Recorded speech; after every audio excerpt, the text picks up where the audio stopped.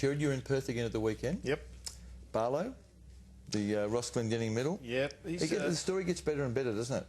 I think its story's so good that everybody's just scouring the VFL, the waffle, etc. for players for the next Barlow, and sides are going to have to start paying him more attention. Adam Selwood played a distance apart from him. He had plenty of it. And but he never used to, Adam Selwood. Has he changed his role, I think he has a fair bit this year. He's played wide of some players, starting on them, but pushing wide. But Barlow uses the ball so well by hand and by foot. But more up here, he's damaging. His ability to read the play really quickly and pinpoint the best option by hand or foot is impressive. And that's not a speed thing, it's not a fitness thing. That's an intuitive football brain who's played a lot of footy and knows where to go with the ball. Their pressure up forward, the Dockers, is really the key. But I think they're getting more inventive. They've got a unique player and they're starting to use him better. He's rucking better. But we've got a kick out here that I guess just shows a couple of 1%ers on how they're actually using Set play this, Jared, I'm sure of it. Yeah, we'll have a look at the numbers around. They've got Pavlich and Sandlands together. Some think that's a weakness, but it's not for mine. Hazelby's up top right,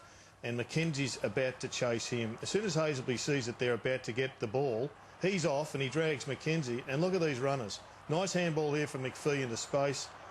And this is all set up because they can almost guarantee that Aaron Sandlands, if the ball's on his head, will get it running forward. Well, a bit of Geelong about that. There is, and it happens because of the way teams zone now. From they've been doing it for a couple of years, but zone all the way up with nothing over the back, and that's a set play they've been practicing a number of times to get it out the back from a kick in. You know what I like about that, Jared? There's a bit of adventure there. Yeah. They back their players to get it. And a bit of excitement. Yeah. What about the Dockers' last quarters, though? I mean, their last quarters have been absolutely sensational. They're blowing teams away in these last quarters. They have the confidence that when they're with the side, they can really run away. And you see Fremantle 120 points ahead of the opposition in points differential, but down the bottom, West Coast almost as bad the other way. I mean, it's big story in the West at the present time. John Worsfold questioning their fitness. It was on the back page of the Western Australian this morning, and I'm not sure whether you can question Quintus. Maybe they've got to question the structure, bringing in both McKinlay and Lynch. They've got Cox and Naitanui and Kennedy.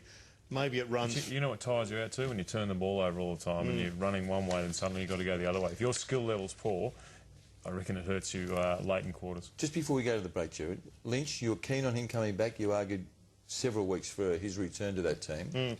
How was he? He worked hard, but I thought he was burnt by midfield errors, by efficiency, but he only had the ball 12 or 14 times, Mikey. He's struggling for his career at the present time, but I'm not sure there's a spot for both McKinlay and Lynch in that one side. Just a red flag going up for me, though. There was an incident in there, and I'm not saying it was on purpose, basically an accident, but I think the way the game is being played now, we've got to make sure that this doesn't happen too often. Now, you've got Adam McPhee here coming in, and he takes out the legs in an attempt to go for the football of a player, and he's out now with for 8 or 9 weeks with a PCL. Could be an ACL damage in the same sort of mechanism. I'm not sure if we can show it again, but the second part we see, if he goes in at head height, at his height, he hits the guy on the head and gets 5 Well, he got the free kick.